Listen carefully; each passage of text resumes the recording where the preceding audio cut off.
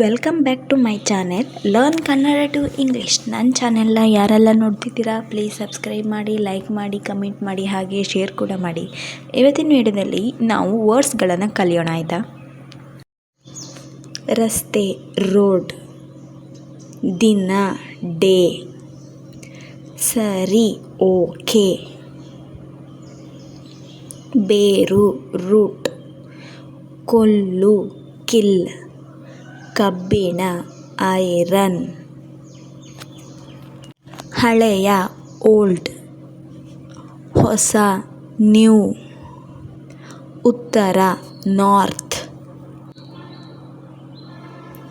ದಕ್ಷಿಣ south, ಪೂರ್ವ East, ಮೀನು fish, ಅದು ದಟ್, ಇದು ದಿಸ್, ಅವು ದೋಸ್,